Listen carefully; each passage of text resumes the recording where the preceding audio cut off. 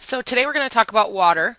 Water is essential, necessary for living things in order to essentially be alive.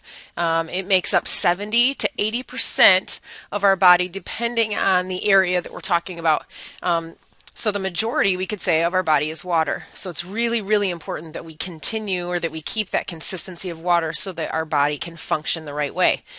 Some of the specific things that it does for us is listed over here in this diagram. I'm going to pick out 5 things that I think are probably some of the most important things and write them in our notes. So number 1, water regulates our body temperature.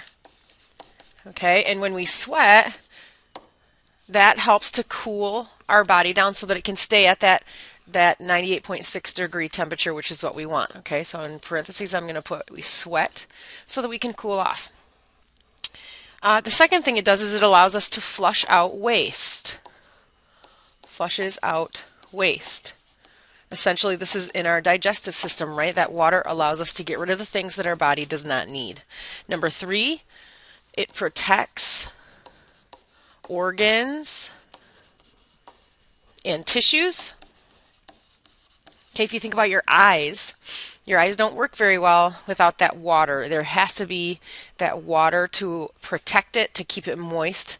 That's really important. Number 4, water is the majority of your blood. And if your blood does not have enough water, it's not going to flow to the right areas of your body. So it's really important because it carries nutrients and oxygen to your cells in your body. And hopefully we all agree that if your body does not have oxygen, if you can't get oxygen to all your cells, then we're not going to make it very far in life, right? We're probably going to die. And number 5, water allows your brain to work the right way, but it also allows your brain to send messages to the rest of your body. Okay, if your brain does not have water, okay, throughout your whole body, then the electrical impulse that it sends does not get sent essentially the right way. And so what will happen is those messages won't make it to where they're supposed to be. Meaning, if it's trying to send a message to your foot to move, your foot's not going to get that message, okay? Your muscles aren't going to work. Your systems aren't going to work, okay? And essentially, you won't be able to do the things you need in order to survive. So, that is water, by the way. I'm sure we're all aware of this, but when we see this, right, H2O, that is water. We have 2 hydrogens and 1 oxygen bonded together. Okay? Now there are 2 reactions we're going to talk about that have to do with water. The first one is dehydration reaction. And I'm sure when you think of dehydration, you think of when you didn't drink enough water, right? And you start to maybe get a headache, you have some other ill effects. The actual reaction, okay, involves the loss of a water molecule when you're putting 2 things together. So if you'll look over here, you'll notice that we have a smaller molecule, right? And if we want to create a larger one, then what they do is they grab a water molecule and then they essentially put them together. They combine them into a larger one. But in doing that, you lose that water molecule that you started with. Okay? So our definition we're going to put is a chemical reaction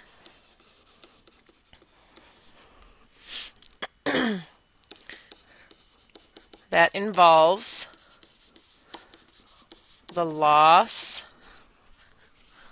of an H2O, right? That's essentially what we're losing is H2O. An example of this would be with specific types of carbohydrates. We have a carbohydrate known as glucose, and we have one known as fructose. And when we add those 2, we get something called sucrose, okay, which is a little bit bigger carbohydrate, can store a little bit more energy. But the idea here is that when we add these 2 together, okay, in order to bond those, we have to use a water molecule in order to do that. So the H2O is broken,